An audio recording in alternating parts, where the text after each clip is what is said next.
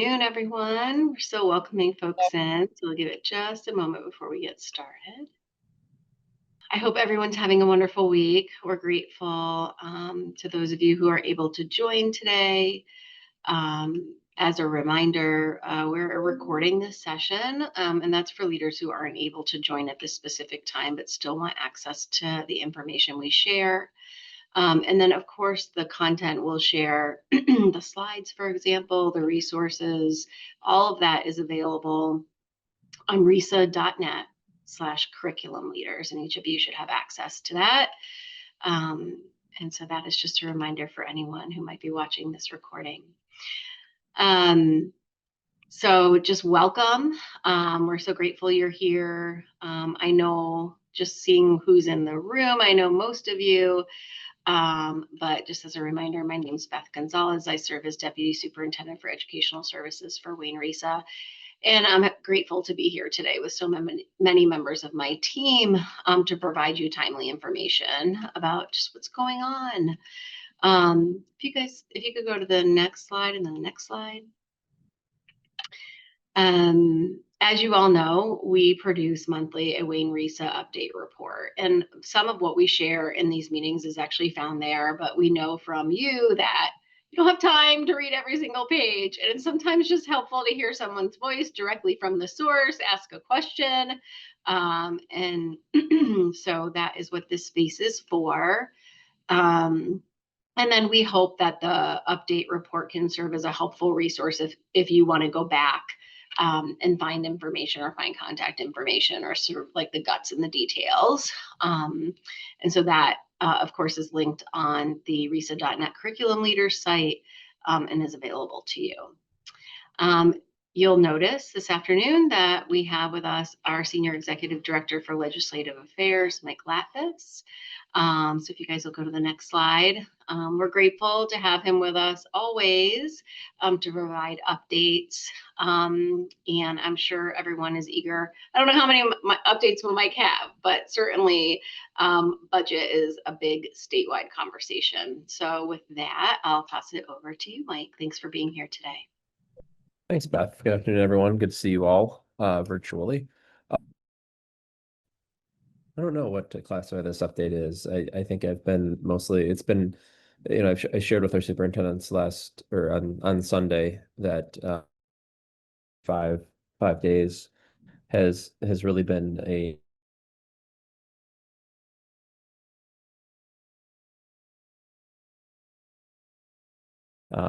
and we've kind of turned back into a roller coaster today as well. So some of the updates that I made is, one, is we have for a long time, been working through this budget since, really, since June, trying to get something done, because we knew if we weren't able to get anything done by the end of June, that this was likely heading where it was going to head.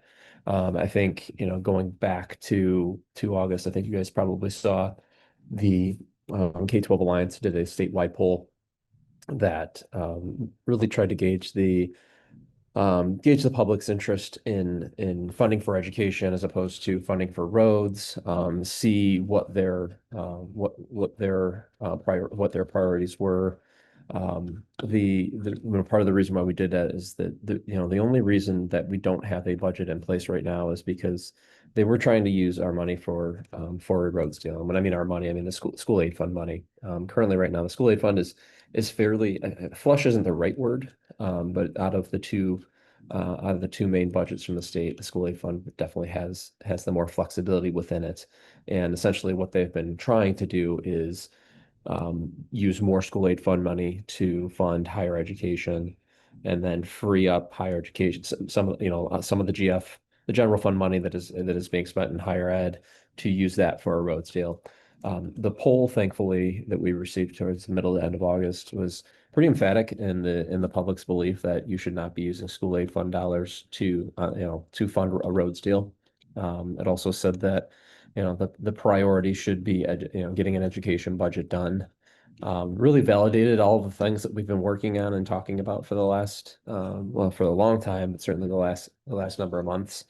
And for the time being, that had actually stopped, I think, the discussion, the willingness to from legislators to use school aid fund money to get a roads deal done. I think at the time we had, I think a week after our poll came out, we had the Senate Majority Leader and the Senate Majority Floor Leader come on camera and at a press conference and say that they would not support a budget that uses the school aid fund for a roads deal. So in our eyes, that was a really big win for us. I think we always knew that there's, all these statements are certainly fungible, but it uh, it was a good step forward in our process to try and make sure that we're not going to get a roast deal done on the backs of kids.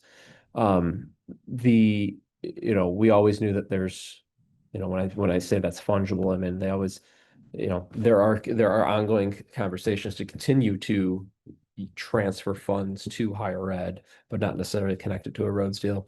So that can still happen, and we're cognizant of that. We still believe that that's obviously not something that we're going to support and would argue against that.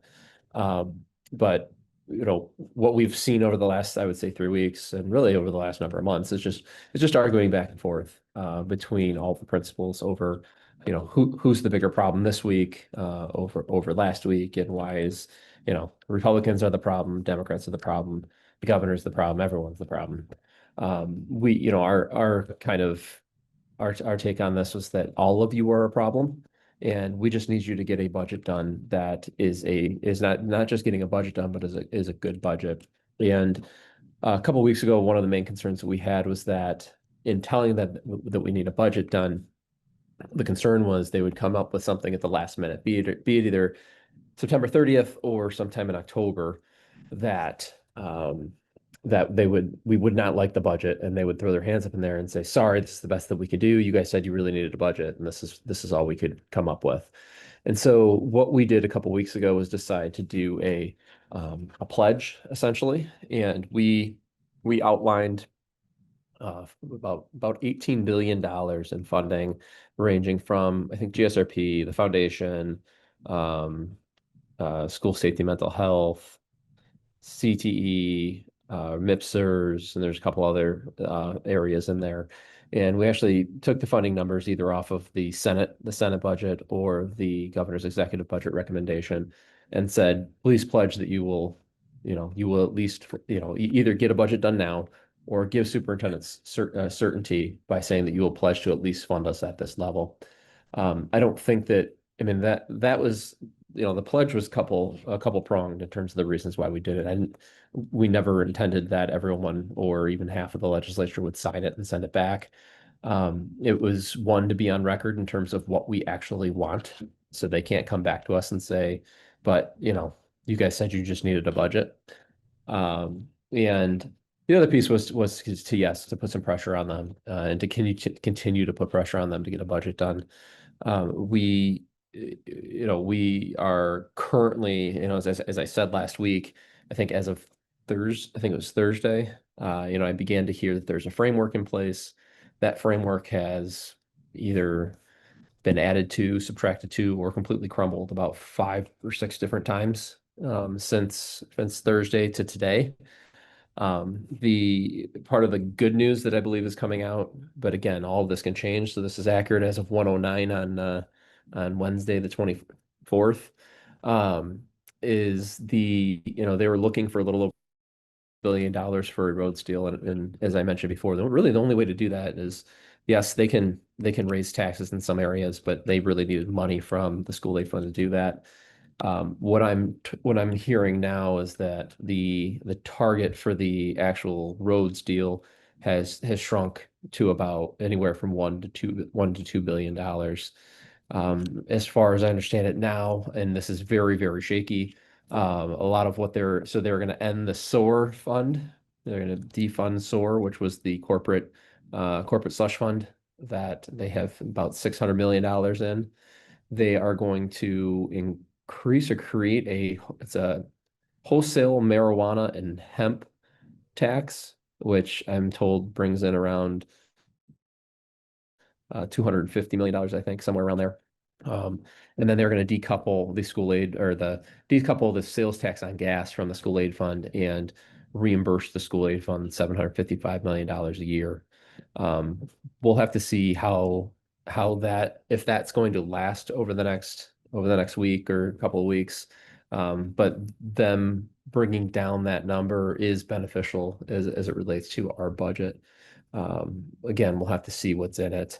Um, the reason why some of these frameworks, over the last number of days, why I have believed that they are making some progress, even though it does feel one step forward, two steps back, is I'm being asked specific questions about how would you guys feel if, or if we go down this path and you guys are angry, would doing X make you less angry? So the good news is that they're having those conversations with me. The bad news is they're not sharing what the total budget or what the holistic budget is. I'm hearing that we're going to be okay with our budget. I don't know exactly what that means yet. I have been told that they have hit all the numbers in our pledge.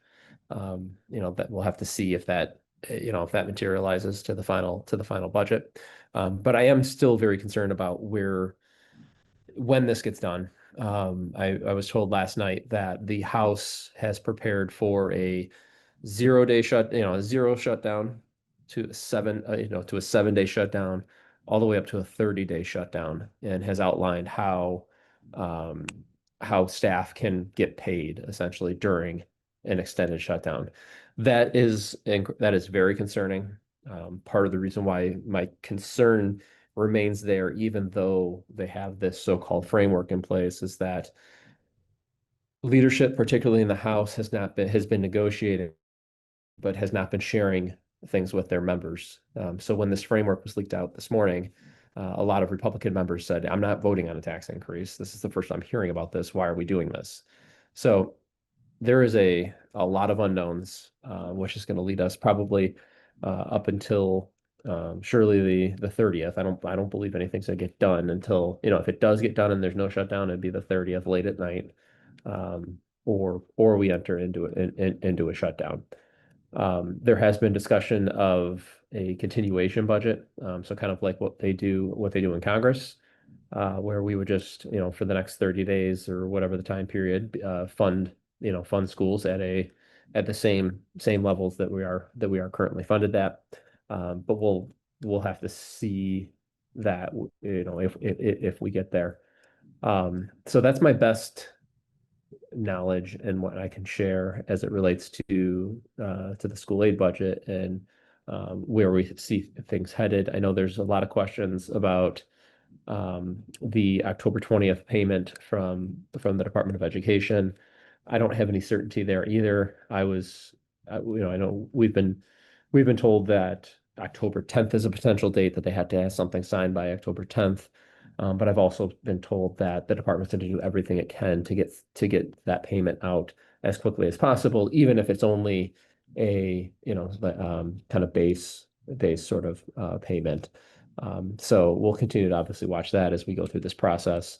I'm happy to stop there. I see, at least on the state side, I do have something on federal side, but Stacy, you have a question? Yeah, it kind of goes along with the federal side. Knowing there might be an impending shutdown, I'm assuming any MDE consultants would be deemed non-essential. So anyone with consolidated app concerns still out there would not get those approved after October 1. That's remain to be seen. The governor has not sent out. I mean, she doesn't have to legally anymore. Prior to, I think, 2019, you had to send out a 14-day notice to staff about furloughs, or essentially being laid off, right, for lack of better terms, during a shutdown. The governor has not chosen to send those out yet. She can at any time do this. But she also has come out and said that she's going to do everything in her power to make sure that the state government is continuing to move on despite a potential shutdown. How far that stretches MDE, I'm not entirely sure. We'll have to see what kind of what they say in the next week or so here to give you a better answer on that. Any other questions on the state budget piece before I move on to federal?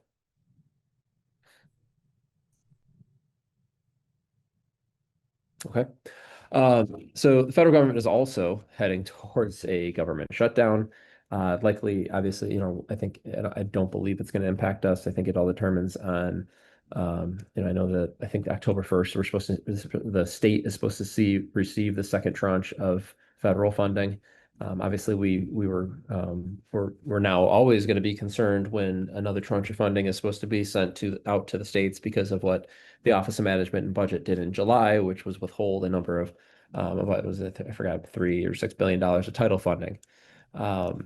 So we'll be watching that. I haven't heard any specifics of how a federal government shutdown would impact that payment, or if it actually really matters at this point anyways, but it is something that we're watching.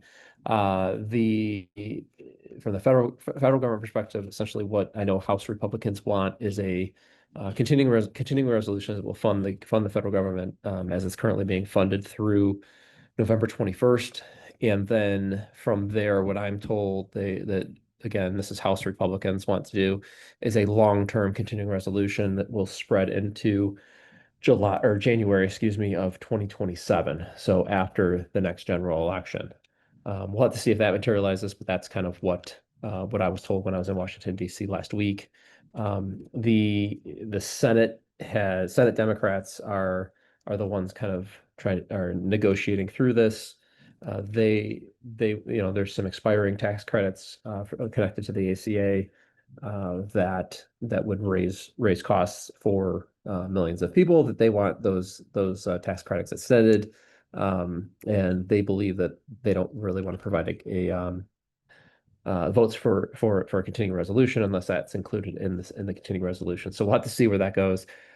A continuing resolution is good news for schools. It's good news for schools in the sense because we've seen three budget proposals from both the administration, the Senate, and the House.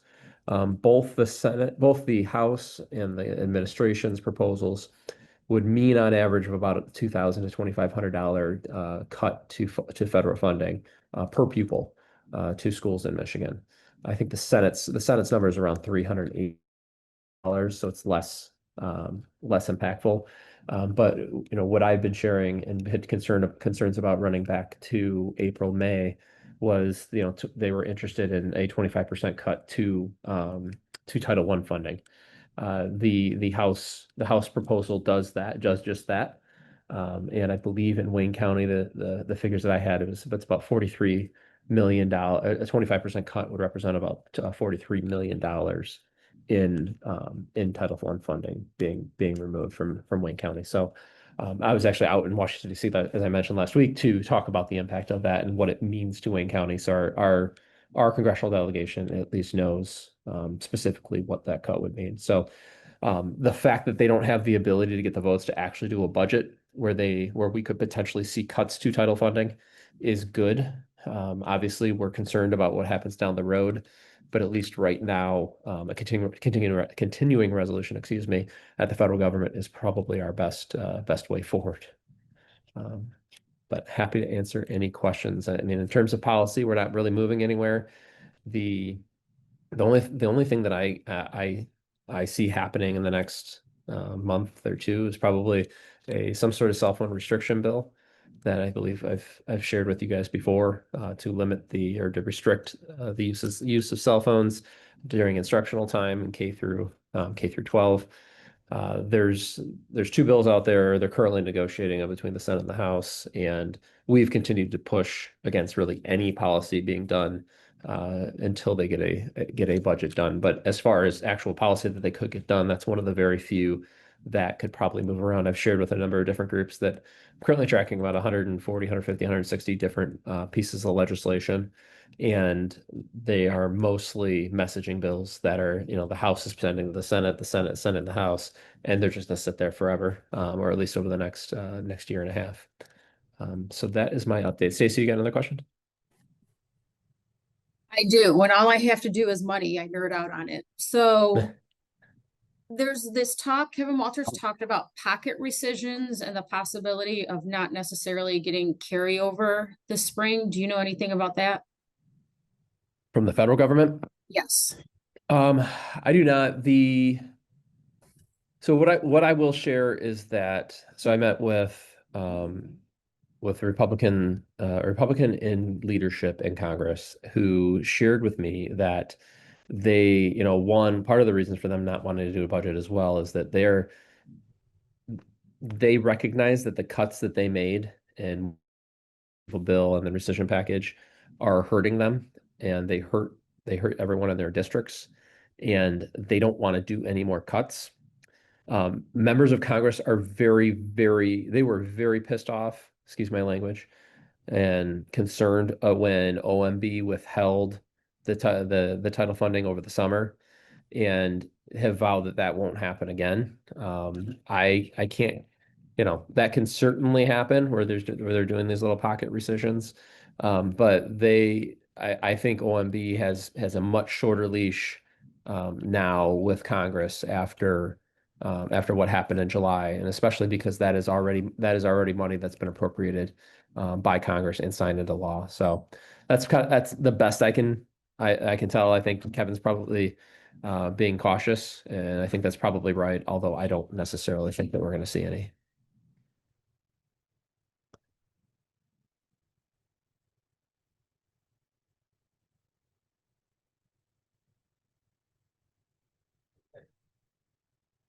Any other questions?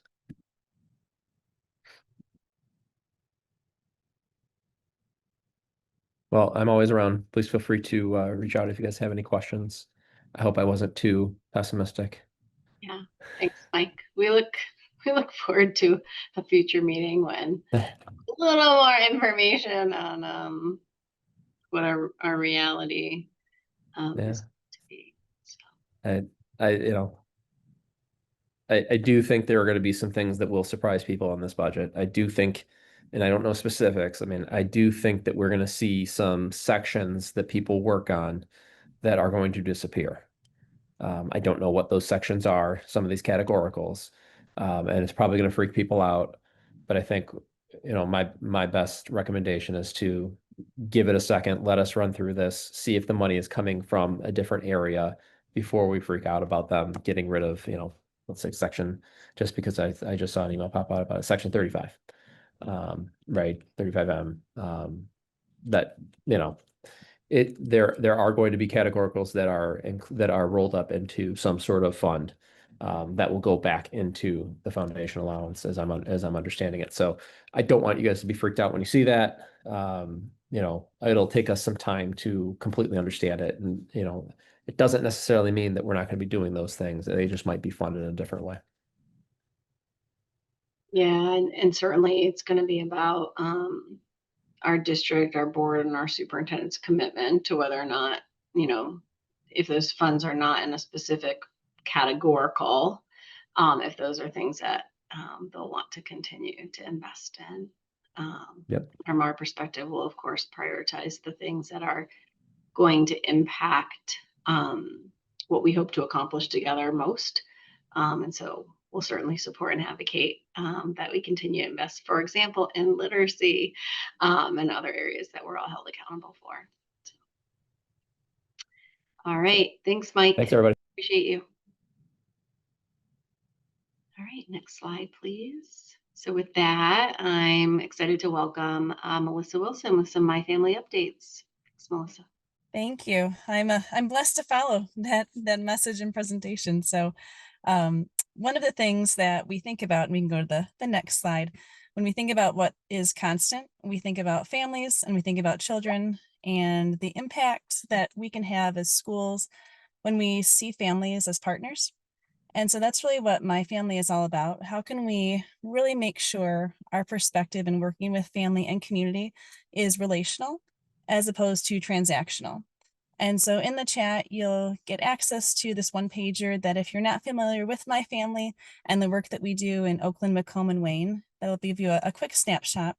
And we're excited to launch. In the next slide, you'll see our My Family Network. And that aims to bring together any family-facing individual, whether it's a school staff or a community organization, anyone family-facing who really sees this work as important. We all know that we value it, and some of our work is essential to working with families. And so we're going to come together 4 times throughout the year in person, have a shared lunch together with the student attendance work group, have some guest speakers, both statewide and locally, and really do some work around systematically, how do we engage families as partners, and also have an opportunity to gain access to a few mini grants that could really fund the work that you're doing within your own district or school to engage families as partners in that relational approach. So there's a registration link in the chat. There's also going to be the QR code link that'll take you to our website where you can register. Right now we have about 50 individuals countywide, both school and community, and our goal is to reach 100 because we really want to see every organization and every family-facing individual in schools represented and part of the group. So please feel free to reach out with any questions, and we look forward to hopefully seeing you in October.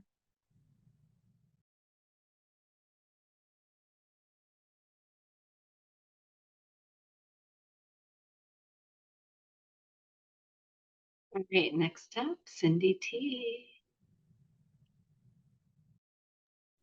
Thank you so much. Next slide, please. Today, thank you, Stacy. Today, I mostly have some state assessment updates. Nothing new on the horizon with accountability at this point. I'm going to start off with the new announcement with the replacement of the ACT work keys. So this spring, we will have a new online WIN work readiness assessment. This will replace the ACT work keys. It will be online. We don't have a lot of information out yet. The vendor contract starts October 1st, so they are still working out a lot of the information. We do know that there are 3 domains: work ready math, work ready reading, and work ready data. So each domain is 60 minutes in the testing window. So it's a 3-hour assessment. It will be proctored through the WIN Secure online portal. There is paper pencil available for approved exceptions. The window is April 6th through May 1st. Schools can schedule anytime during the window in any order. So it's very important that you are making sure that the EEM is up to date.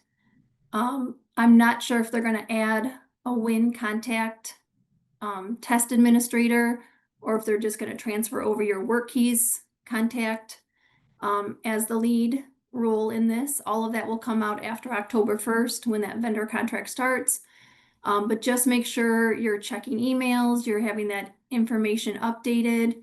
Manage participation will be starting soon, and getting logins for that new portal and that vendor will be coming out through email. So make sure EEM is updated. Next slide. Some College Board updates. They have also extended the window to match the WIN online portal testing. So they have extended the window. It will now run April 6th through April 30th. So they have added a week there. They have not updated the MDE calendars yet. That's coming out, they said, this week. So look for those maybe in the spotlight tomorrow. But I did a little table there so you can see PSAT, SAT, and the WIN with the new extended windows. MSTEP, MyAccess, and WIDA are still the same. College Board webinars for spring 2026. They have a whole list of webinars that they're going to be presenting. They are linked there in the top left. The first one that they will present is the District Test Coordinator orientation on November 6th at 10 a.m. You can register there. The link is there. They've also put out the opt-out forms for Big Futures. So that is the additional information they collect for PSAT 10 and SAT. Those forms have to go out. It is translated into Arabic and Spanish in that link there, and English. It's English, Arabic, and Spanish in the link. Those get sent out for the students, and if you get them back, the students are opting out. If you don't get them back, then it's just assumed that the students can participate in the big futures, but those you can start sending out now to get prepared for the spring assessment.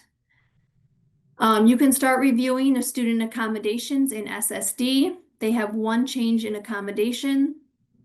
Any new requests for the screen reader, that's non-embedded accommodation, that's not the text-to-speech, that's no longer includes an extended time request. So if you're doing the screen reader, you have to do a separate request for extended time. Okay, next slide. The M-STEP social studies, there was a change with the 2020-25 spring assessment. The M-STEP social studies assessment was recently realigned to the, back a slide, sorry, to the 2019 standards. So they have new approved social studies cut scores with this spring 2025 assessment. So the 2025 results are based on a different set of performance levels than the previous years. So MDE is advising not to compare the previous scores to the 2025 results. You can find the performance level descriptors and the social studies blueprints in the links there. And on the right-hand side, I have links to all of the various score reports for the different assessments and the dynamic score report guide. Next slide. Again, I mentioned this earlier with the WIN, but it's really imperative that districts are going into the EEM to update with your staff contact information, your testing coordinators, your PSAT, SAT, and WIN participation and school establishment. That will start happening in October and November. So they're going to start sending those emails with instructions on how to do that, especially for WIN, as I mentioned. So have that information updated so you're getting those emails. Those usually sometimes go to spam, so it's important you're checking your spam. And again, I'm not sure how this is going to look for WIN. So again, it's imperative to have the EEM updated for those instructions. They also just sent out the online waiver request. This is one of the first things that we're doing for testing for the spring. Schools that are not able to test online can submit a waiver in OEAA. That's open from October 6th to November 14th. This is a very small percentage of schools that are allowed this online waiver. Next slide, thank you. And MyLearn, this is a platform through the My Data Hub. This platform supports all state summative assessments and benchmark assessments. It provides secure access to student level assessment data.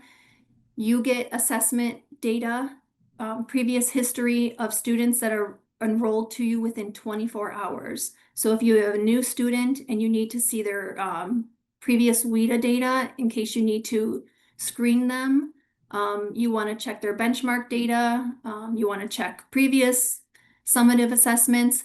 As long as they're enrolled to you, you can get their data within 24 hours within MyLearn. So it's a really good tool.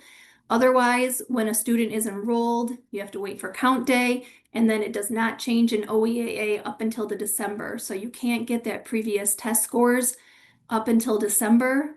So you get that lag there, getting their previous test scores, and you don't know about that screening information. So MyLearn helps you get that previous data within 24 hours. So if you want more information on how to get connected with MyLearn, you can contact John Price or Tim Davis. And it is a free tool just connected to My Data Hub. And you can get up to 5 years previous data. Next slide.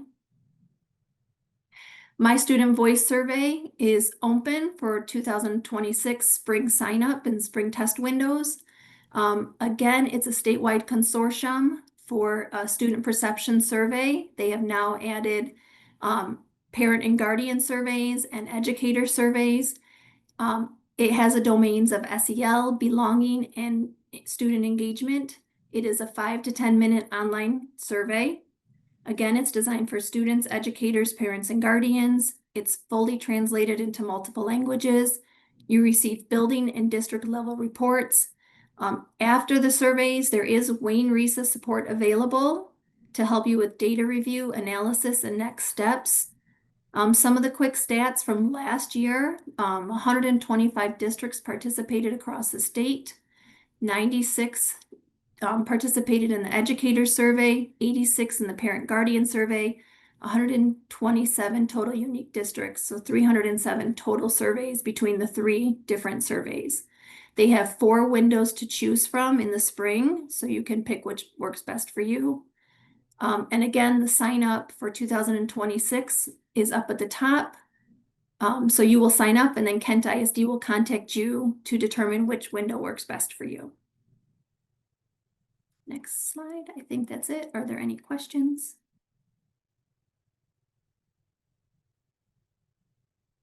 I don't think so. Okay. Yes, Stacy, that's within 24 hours of MSDS.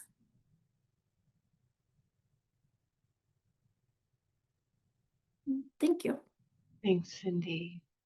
All right, grateful to have Zineb Jesus with us this afternoon. Zineb, it's all yours. Thank you. Thank you. Good afternoon, everyone. So just a quick update from the multilingual department. Next slide, please. So there's been a little bit of panic around losing Section 41 funding, and I want to assure everybody that nobody's losing funding at this point.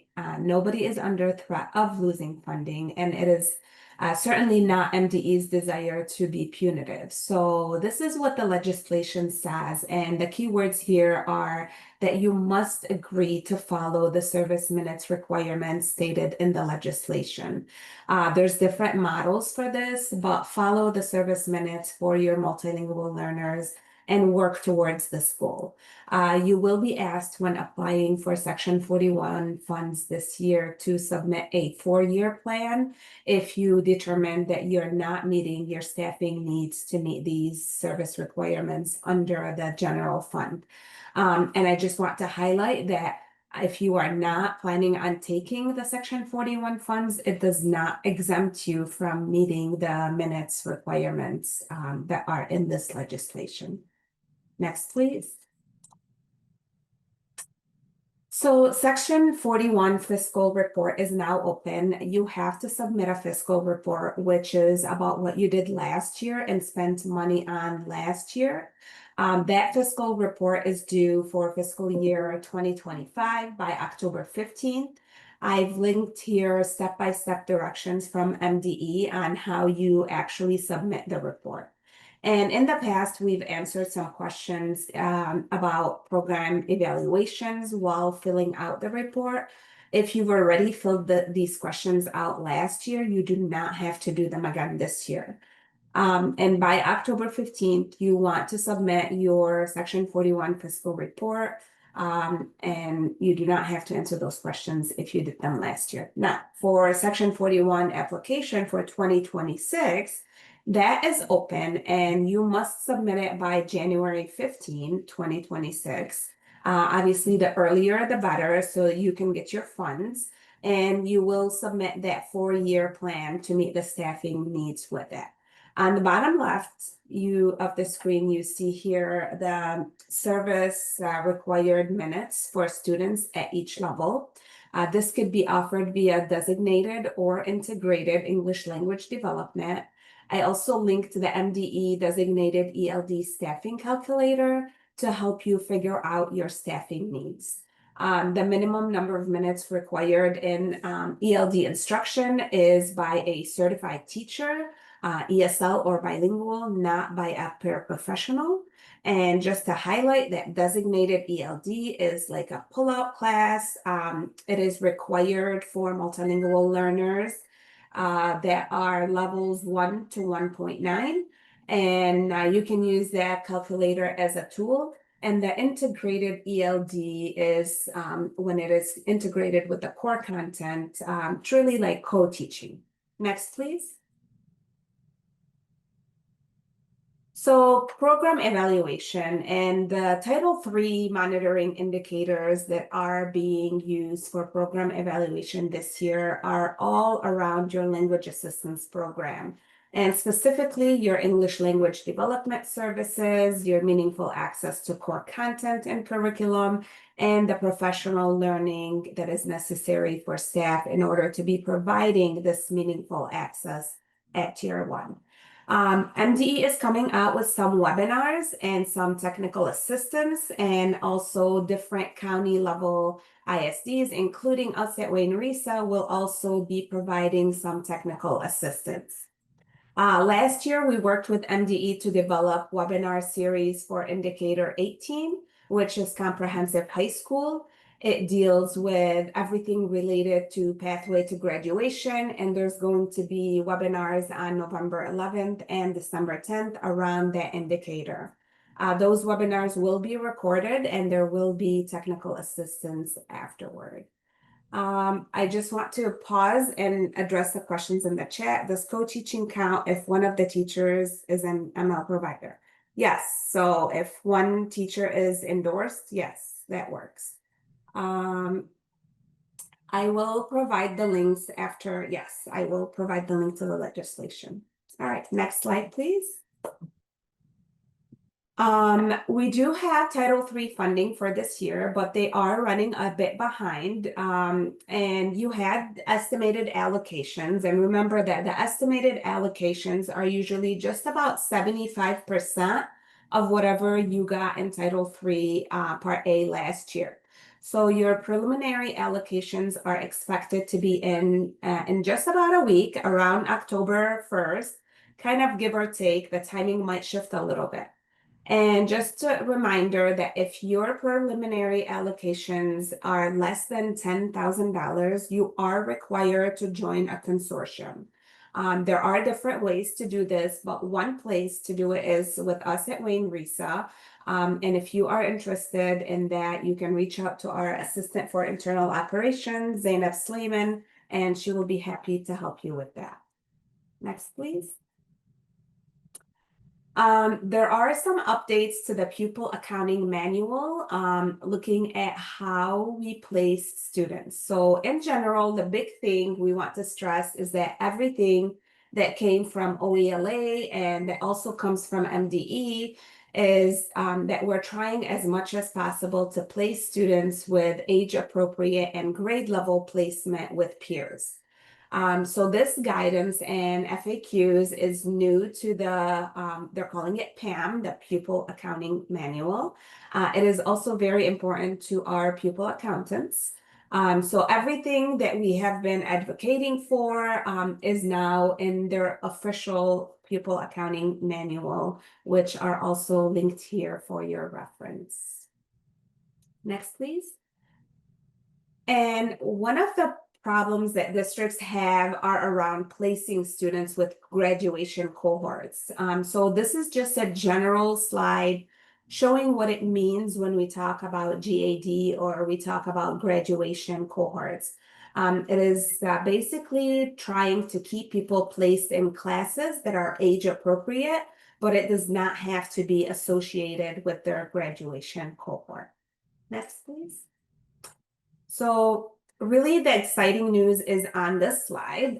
You can do this when you have students that are coming from other countries and they're coming in at a high school level, that you can report the student in MSDS in the desired cohort by reporting the grade level that is associated with the amount of their transfer credits. And then in the grade, you report the student in the grade chosen, but the cohort year will not adjust from that initial submission.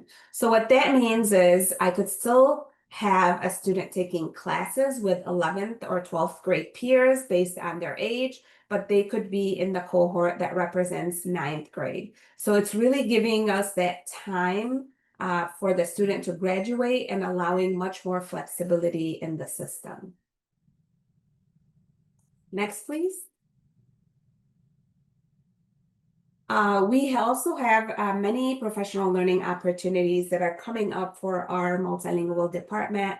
I have linked them here in their own slide deck for you to refer to and to share with your staff. I will also drop that link in the chat for it to be easy for you to access. Oh, thank you for putting the legislation. I appreciate that. All right. And I think I'm Done. Family Network, and this committee is open to anyone in the community who would like to work on school attendance, and it also includes lunch. We also have a listserv to keep you informed on any new resources and research about attendance. So thank you so much for giving me this time and giving me your attention. If there's anything, please reach out. I'm always available to you.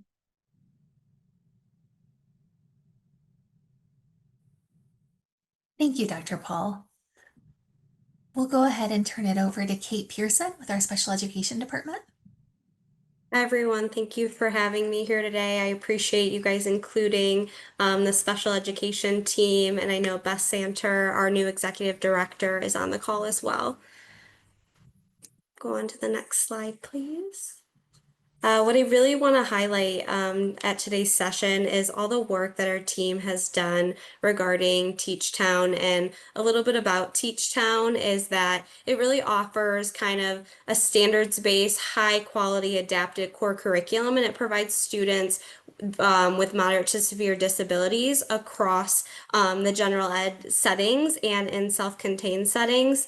So we have pre-K, K-12 and transition age students, as a lot of integrated technology features, a lot of differentiated literature impacted with their ELA domains and the science of reading. They have fantastic hard copy materials that have been provided, along with student-led, teacher-led lessons that can be explored on their online platform. So they have many programs, including basics and social skills, along with language accelerator that supports ancillary staff such as speech and language professionals. So overall, it's a really great company, and they offer really high quality curriculum. Go to the next slide.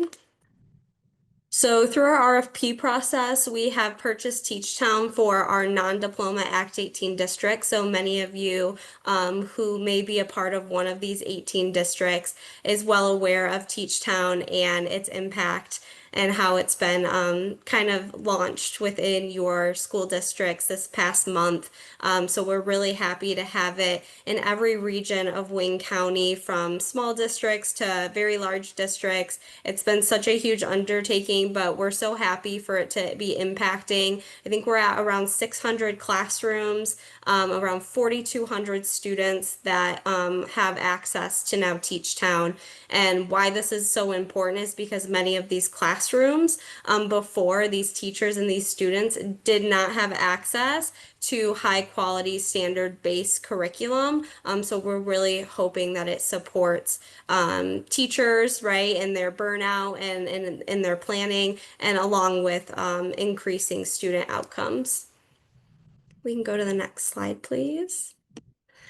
So within the last few weeks, we've had a plethora of professional development and training that has been launched. So in August, we did kind of the first steps in training staff in our launch for pre-K, our Encore K-12, and transition to adulthood. That took place across our 18 districts in August, from virtual opportunities to in-person opportunities, half-day trainings, so where TeachTown members were on site. So I really appreciate the cooperation and support from our 18 districts that helped make the August training happen. During September, we led online administrator training sessions. So I know some of you on this call currently attended that 1-hour training for additional administrators. So I really appreciate your support and time in participating in that. We also had ancillary training sessions for all of our amazing ancillary support staff, such as SLPs, social workers, OTs, PTs, teacher consultants. So I think we ended up having over 160 across 2 sessions participate, which was an amazing turnout.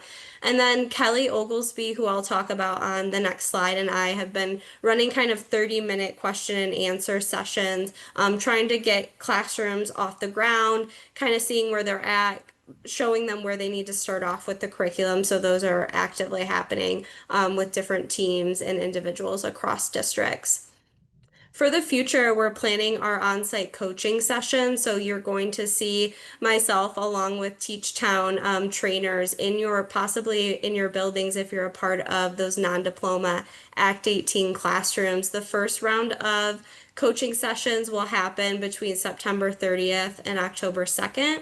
The second round is going to happen between October 14th through the 16th. So for those of you who are on the call who are part of non-diploma Act 18 operating districts, you are more than welcome to connect with your special ed director in your Act 18 classrooms. And if you would like to be a part of or observe one of these coaching sessions, we would love to have you. So you can always reach out to me and I can help coordinate that and provide you with the schedule. But we're really excited for teachers to have kind of that one-on-one coaching and training so that we can kind of create master Teach Town teachers that can, model and support Teach Town throughout the coming years.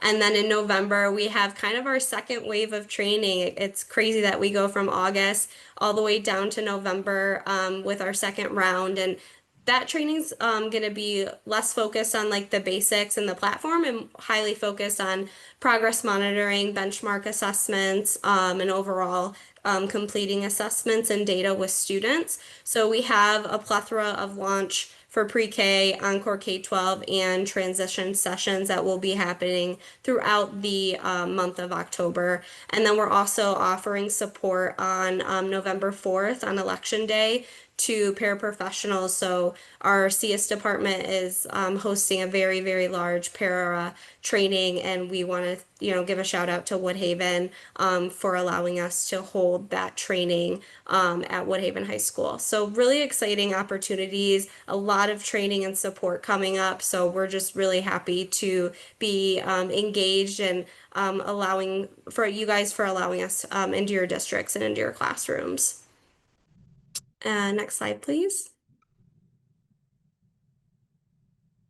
So mainly because Wayne RESA had purchased through an RFP, we have two kind of main contacts that I wanted to highlight here, because even if you're not an Act 18 district, you might still be reaching out to Teach Town. We have many districts that have purchased Teach Town separately outside of the Wayne RESA purchase. So all of those non-Act 18 operating districts would be contacting Scott. So I have his information here. He's a team lead account executive at Teach Town. He can support your needs, especially if you are a district that is looking into Teach Town, you think it might be good for a subset group of your students, but you're not really sure where to start with that communication. You're more than welcome to reach out to me and I can help make that connection, but Scott would be your man. So he's been awesome and really helpful with both our Act 18 and non-Act 18 operating districts. And for those of you who are have Act 18 operating classrooms, Kelly Oglesby, she's been fantastic. She's our customer success manager that's been assigned to Wayne RESA, and she's really here to support the day-to-day operations from teacher training to data questions to technology issues. She's really there to help support us. So again, districts are more than welcome to reach out to me. I am your Wayne RESA point person for Teach Town, but Kelly is also available if you're looking for specific Teach Town training. Perfect.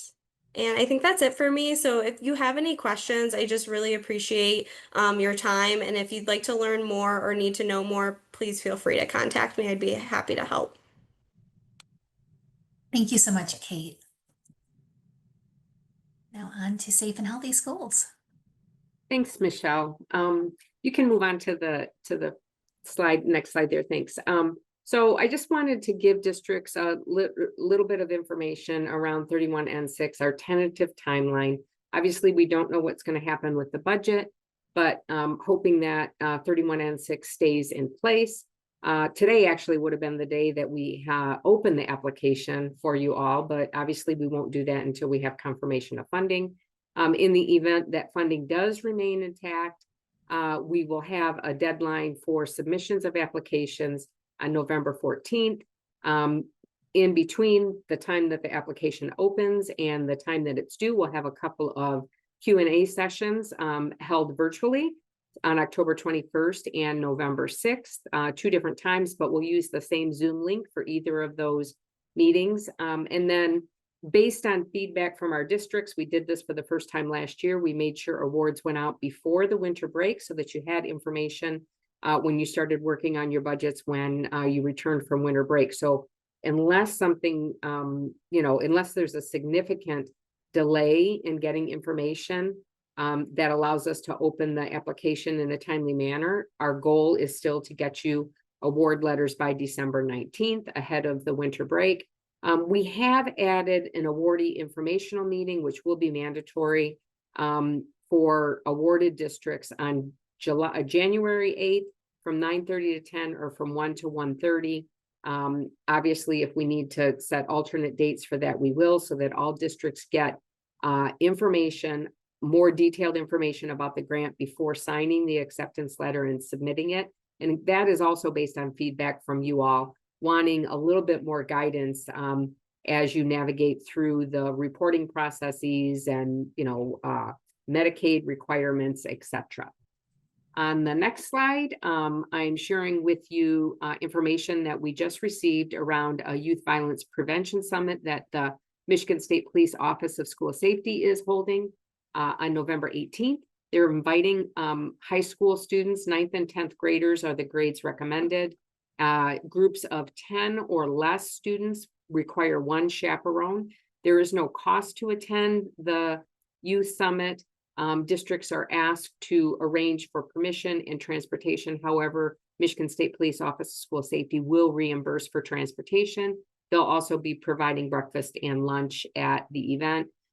They're holding these events across the state in various regions, and those that have occurred so far, Michigan State Police Office of School Safety shares that student engagement has been great, and that feedback has been very positive, and what the students have to share has been very informative. I've linked a letter that has a little bit more information, including how to register groups for that. On the next slide, I want to share with you a new Wayne RESA mini course catalog that really is focusing on safe and supported options for professional learning in school climate, culture, wellness, resilience in those spaces, non-academic spaces. There's not anything in here that isn't in the main course catalog or on the website. However, on the next slide, you'll see that what we tried to do was break down the different courses that fall into a safe and supported category. On the next slide, please, into a variety of focus areas, and hopes to make some connections about different offerings that are here and help to really help districts understand the variety of PD that is available. On the next slide, you will see a link to the course catalog, the mini course catalog. And on the next slide, information about trails, which is included in the course catalog. So trails tier 1 really focuses on SEL, universal delivery for all students. And you'll find that in the new course the mini course catalog under health education, tier 1. Tier 2 is really focusing on behavioral supports targeted for students that need more than just universal training and instruction on SEL, but more targeted cognitive behavior therapy and mindfulness. And so you'll find that under behavioral, social, and emotional skills development and support in the mini course catalog. And then tier 3 is focusing on suicide prevention and risk management for students that are at risk. And that is under the suicide section. I want to remind you that access to the trails programming continues at no cost to all of our Wayne County schools until December of 2026. However, all schools that have already begun implementation at that point in 1 or all 3 tiers will continue to have access to those materials for ongoing implementation after the current 31P spending deadline has passed. So don't feel like you can't start some trails implementation because we're getting into the last year of funding for that, you will continue to have access. And that's it for me. Thank you.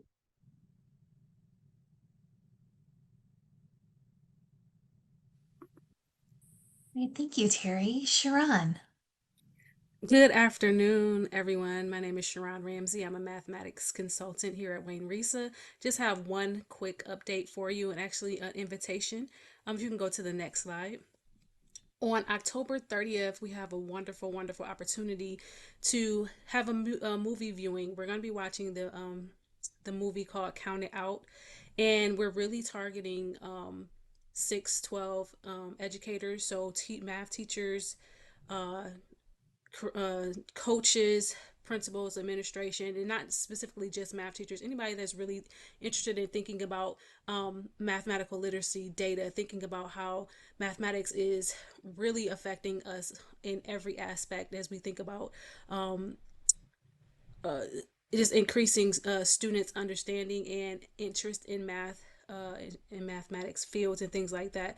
So it's a really deep conversation. It's a very interesting movie that really talks about how math is power and how math is shifting the landscape and how math is involved in really everything we do. And not just saying that, but an actual really look at some of the things that are really impacted by mathematical decisions and mathematical understandings. So we definitely want to have time to view this movie, but not only that, we do have a panel discussion that will be following that. We have Dr. Maisie Golson. She's actually featured in the movie. Dr. Jennifer Banks, and some community members that will be coming out to speak on a panel. We'll have light snacks and that panel discussion. So please, we have an early show, we have an afternoon show. The early show is at 1:30 and the afternoon show is at 4:30. So please come out ready to just open your mind to some new things and really think about how we together can shift mathematics instruction so that our students are ready for what's headed for them in their lives outside of our schools. So thank you so much. Thank you. Great. And I believe we have Carrie from the few. Hi, can we go to the next slide? I'm excited to be here with you today. I wanted to share just a couple of things with you. First off, we are having our last UFly training that we have scheduled this upcoming week. And I know we've had a lot of people express interest in having more training, the initial training. If you would click on the needs survey or use the QR code, and let us know if you need that training, when would be a good time, and how many people you need trained. We would appreciate it. That way we can schedule and get with you and get your people into those trainings if they need it. We also want to share with you that there's going to be some free training opportunities. On November 4th, we are offering 3 different free virtual trainings. So they'll be offered online. From 8:30 to 10:30 in the morning, there'll be a step refresher. So if you have staff that need refreshing on how to implement different parts of the steps, that will be there. We have an administrative and coaches session, which is how do you support people in the implementation of UFly. And then finally, from 1 to 3 that day, we have using UFly to progress monitor and differentiate. So they kind of go through using, once you have the results from those end assessments, what do you do from there if you have students that are struggling and need support? Signups are coming soon. We were just able to solidify this with UFly, so I will be sending all that information out. Can we go to the next page? If your staff are not available to come on those days, we also have some other free opportunities that you can see on the screen. And again, those signups will be coming out soon, but we wanted to make sure that you knew about them now. So if you have any questions about UFly or UFly training, or if you want to bring UFly to your own district, we can give you all that contact information. Next slide, please. We also wanted to invite you and your coaches and your principals to come learn with us for 4 days. We are bringing in the author of Student-Centered Coaching, Diane Sweeney, and Julia Steele, and they are coming 2 days in the fall and 2 days in the winter. So it's a 4-day commitment. The principals would come on day 1 in the fall and day 1 in the winter. So the principals would come for 2 days. There's 2 different cohorts so that we can accommodate everybody. On the screen or on the in the website, you can find the sign up information and everything that you need to know. If you have any questions, please let me know. We had a book study with Diane Sweeney last year, and we had a lot of coaches that participated, and they were really excited about what they heard and wanted to go deeper. So we hope that you will sign up and join us. Next slide, please. Finally, I just wanted to share 2 additional upcoming PDs.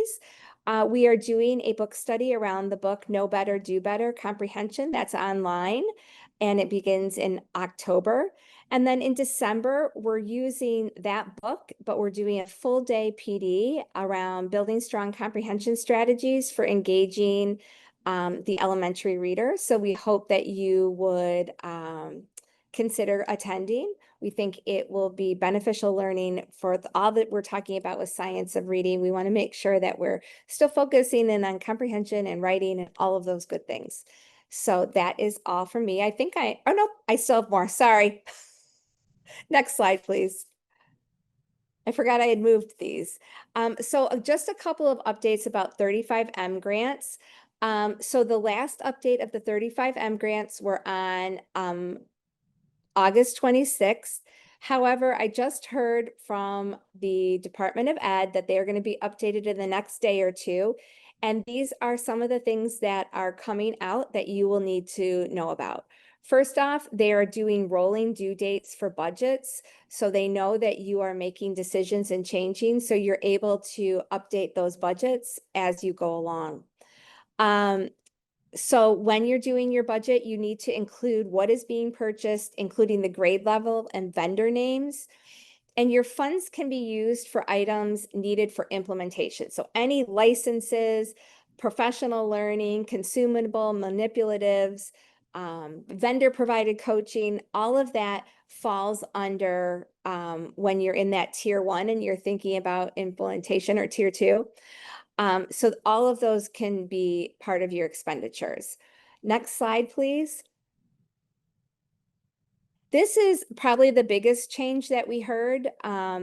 So this came directly, I copied and pasted it, so you got the language that you have.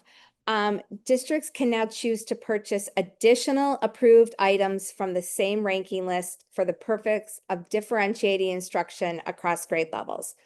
So, for example, if you're purchasing a tier 1 curriculum and it's like K2 and you have purchased that and you want to look at something different for 3-5, you can choose to do that. You have to stay in the same bucket that you were. So if you picked tier 1 instruction, you have to stay in tier 1 instruction. And you need to be clearly reflected in the budget submission in Nexus. You cannot use these funds to pilot different materials for the same grade levels. So that was the only caveat with the 35M grant update. And we will continue to update those grants. And as we get information, we will share that information with you. Next slide, please. I think we're going to talk a little bit about PA 146 around curriculum and assessment, just so that you're aware. This is the dyslexia law, and vendors are currently able to submit their curriculums and assessments for review by the state. As of January 1, the state has to provide evidence-based curriculum and assessment lists that can be used by school districts. So this was a big question that we got because we know a lot of people in Wayne County purchased some curriculum using 35J funds that may not have been on the list for the 35M grant. However, this is what we were told by the state. Using a curriculum from the evidence-based curriculum list is highly recommended, but it will not be mandatory. So just so you know, you still have to make the assurances that are in PA 146 about the type of instruction that's happening, but you do not have to have a curriculum off of that list. I know that that was a worry for some people who just chose curriculums. And finally, just a reminder that PA 146 is really not intended to diagnose dyslexia, but rather to identify students who might have certain characteristics related to dyslexia. So we're looking for those characteristics because we know that a strong tier 1 programming and along with tiered intervention, if we need it, is the best remedy for those students. And now I think I am turning it over to Sarah Jones, who's going to talk a little bit more about PA 146. Yes, hello, I'm Sarah Jones, and I'm also one of the literacy consultants at Wayne RESA. I just want to update you on the Wayne RESA Dyslexia Work Group. The work group was established in 2025 to address the needs of our districts and schools with the upcoming legislation.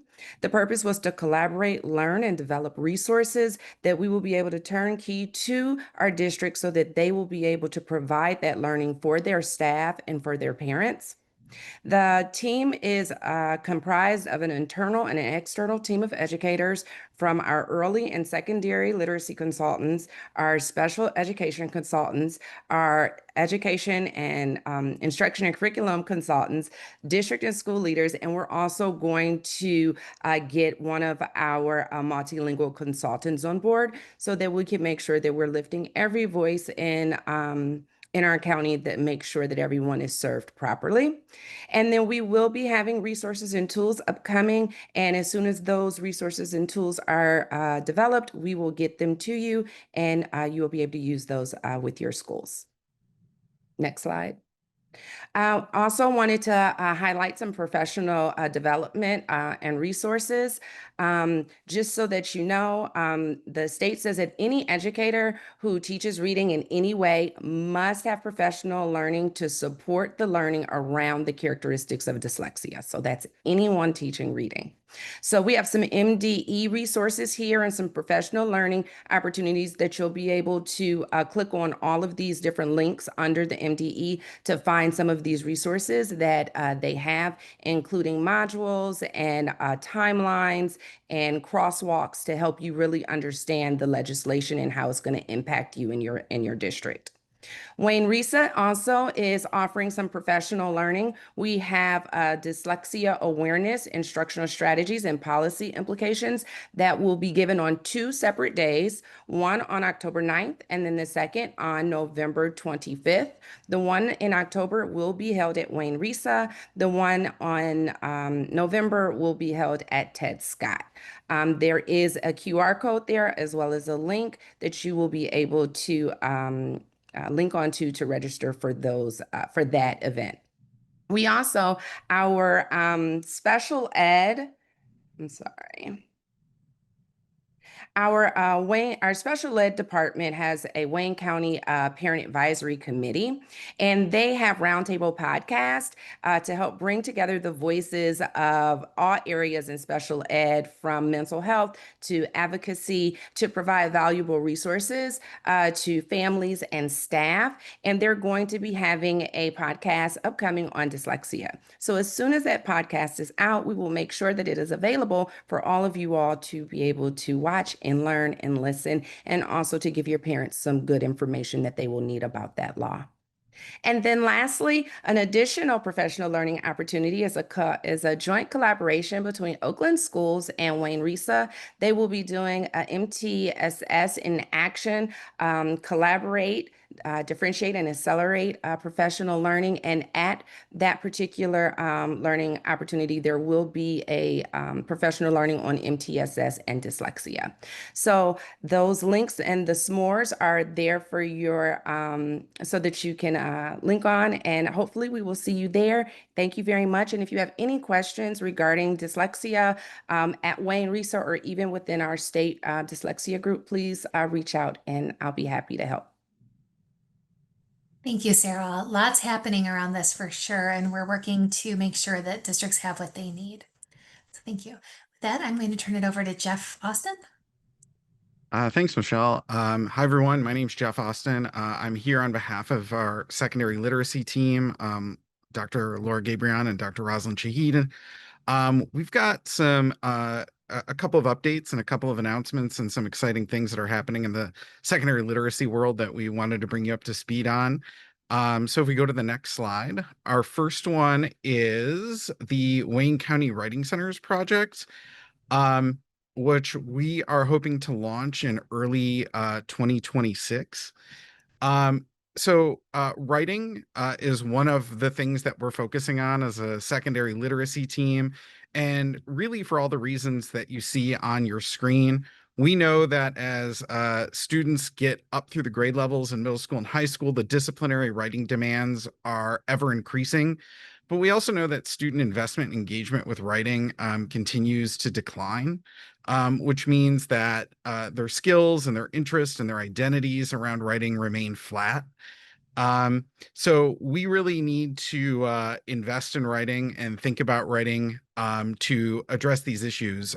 This is certainly a local problem, it's a state problem, and it's also a national problem.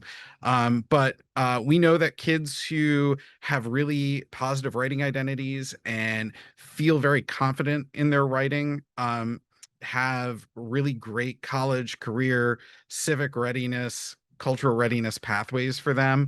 And that requires all of us to really think about that. One way to think about that on the next slide is the development of peer writing centers. Peers are really an underutilized resource in schools. Peer-to-peer tutoring, peer-to-peer connection, it is really important. So this is a situation where you have trained writers who are helping other writers become their best selves and think about all the ways that they can improve and grow. The benefits of a writing center are really multiple. Not only are we enhancing disciplinary literacy and learning, but we're really helping students think about how to ask for help, who to ask for help, who can be helpful to them. We're growing social emotional connections across schools through content, which I know is a big focus for all of us to ensure that our schools and communities remain tight knit and positive places. Obviously, again, we're supporting college readiness, career readiness, cultural readiness, and civic readiness.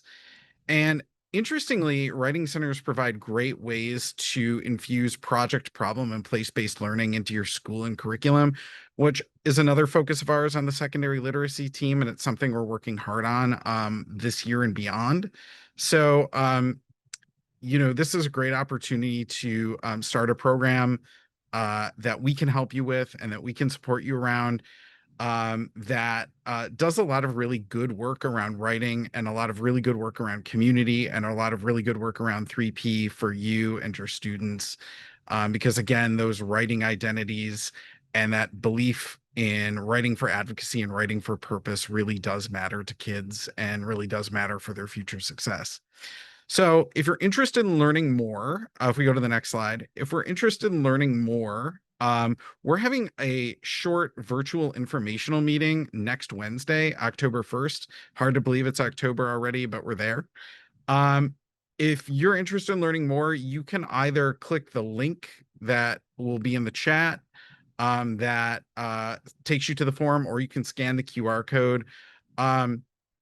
At this meeting, we'll talk a little bit more about what peer writing centers are, how they can look. There's no one way they can look, and sort of what's required to get started if you're interested. So we're looking for a few people who are willing to take this journey and be with us and really invest in writing, student engagement, project, problem, place-based learning, all these things that go together to create really amazing learning environments for kids. So we're really excited about this.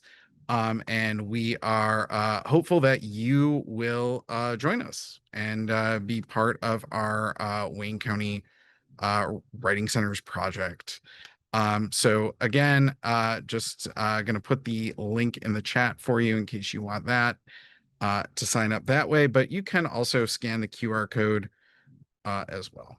So if we go to the next slide, also want to talk a little bit about an opportunity we have to learn more about a project-based learning curriculum called Thinking Pro. If you go to the next slide, we've got a couple of pieces of information about it. This is happening on Friday morning at 10 a.m. There's no cost or no obligation to attend the webinar. It's just to learn more about Thinking Pro, what it is, and how it works. So who this might be good for would be folks maybe at the secondary level looking for something that might benefit kids that are currently in a tier 2 space. This can be really beneficial as it continues to highlight that project and place-based learning, but also a lot of the connections to disciplinary literacies that we're talking about in an ongoing way.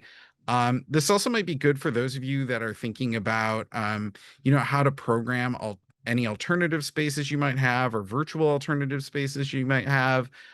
Thinking Pro might be an interesting way to do that. Again, no obligation, but just a way to get information about this program and all that it can do for you. So if you have any questions, you can contact me, you can contact Laura, but we'll get the Zoom link in the chat also for this if you're interested. You can sign up and find out more information at the QR code, but if you just want to hop onto the Zoom, we can definitely do that also. So there that is for you. But yeah, thank you. If you have any questions about the Writing Centers project or Thinking Pro, feel free to reach out to me as we think about how to invest students and engage them, how we work together to support disciplinary literacies, and how we work together to strengthen and nurture writing and writers across our schools. Yeah, thanks. I'll turn it over to Michelle to turn it over to Matt. Yes, thank you so much, Jeff. We appreciate you. Now moving on to instructional technology. Afternoon, everyone. Good news is I'm the last one, I believe, to present to you all this afternoon, so I won't keep you too long. My name is Matt Smith. I'm the Learning Innovation and Technology Consultant. Judy Bulling's not available today, but she's my kind of colleague with instructional technology. Wanted to bring this to attention just because this is coming up relatively soon for the November 4th PD Day. We have Jennifer Lagarde coming, and she's going to be speaking to our media school librarians, media center staff. So if there's any interest in that, this is a no charge. It's brought to you by our CTN program, and then all participants will also be receiving Jen's book. So if you want any information on that, that is going to be on this slide deck. Next slide, please. One of the biggest things for instructional technology right now is obviously AI. AI is kind of all over the place and it's moving 1,000 miles a minute. So we have worked with a couple of different companies this past year about being able to provide some consortium pricing for our districts. On that s'more right there is just some recordings of our webinars, talks about each program. The 4 programs are Brisk Teaching, Snorkel, Magic School, and School AI. I know a number of the districts around us do have that for their districts. So this just provides additional discounts and then some learning opportunities that we're going to have throughout the year. We also have our AI steering committee. This is basically a group of educators throughout all different districts in Wayne County that talks about, how we can use AI responsibly. We're thinking about how to use it strategically, using it with students, using it with teachers. We meet regularly throughout the year. And if you are interested in joining, or if you know someone that's interested in joining, feel free to have them email me or email me, and we can get you signed up. Next slide, please. With AI, obviously comes a lot of training that's involved with it. One of the biggest things we're doing this year is we're doing a Tri-County collaborative, both with Monroe ISD and Oakland schools. This is a year-long professional learning. We're doing 3 in-person days and 3 90-minute virtual sessions. We have different keynote speakers. We just met yesterday with Carl Hooker. We're going to be meeting with Ken Shelton. And then we have some additional AI trainings setting up for the rest of the year that are linked here. These are all free and provided through Wayne RESA. So if you are interested in that, feel free to fill those out. And next we have, do you mind going back for me? Thank you.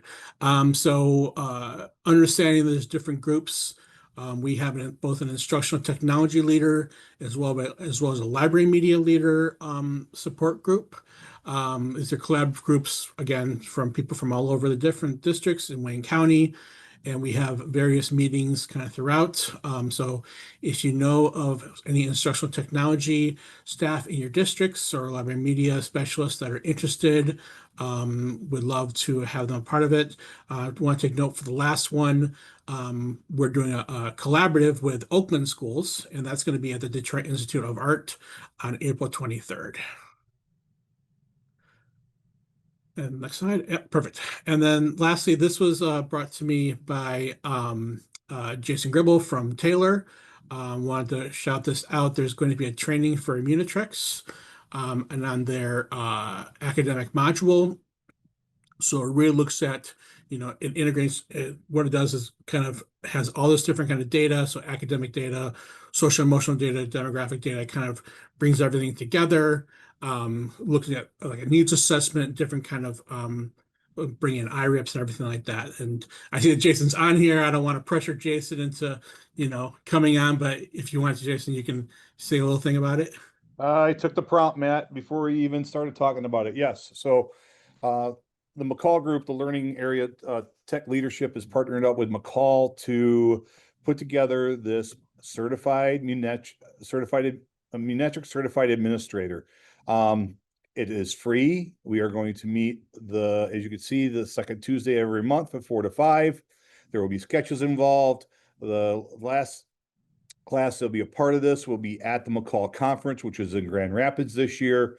But it's a great opportunity because I know a lot of us as curriculum directors and state and federal program people use Munetrics to do a lot of things. It gives you an opportunity to really roll up your sleeves, dive into what Munetrics has to offer, and get a certification and a badge for this. So the link is there. We can sign up now. As you can see, the first date is scheduled. It's my text box is covering it up, is October 14th. Thank you. Thanks, Matt. Yep. So if you have any questions, majority of you guys know how to get a hold of me, but yes, we are going to be offering this course up as we partner up with McCall. Thank you, Matt. Thanks, Jason. And I believe, next slide, that takes us to the end. Yeah, so I'll leave it to Michelle. All right, thanks, Matt. So that is a lot of information for this Wednesday afternoon. We have designed these meetings for that purpose, to give a lot of information. And we also will follow up with this meeting with a link to a video for anyone who would like to share that. We encourage you to share it widely. We know that sometimes bits and pieces are good for certain people, so feel free to share this information with them. Are there any questions before we sign off for the day? Thank you for coming. Have a wonderful afternoon.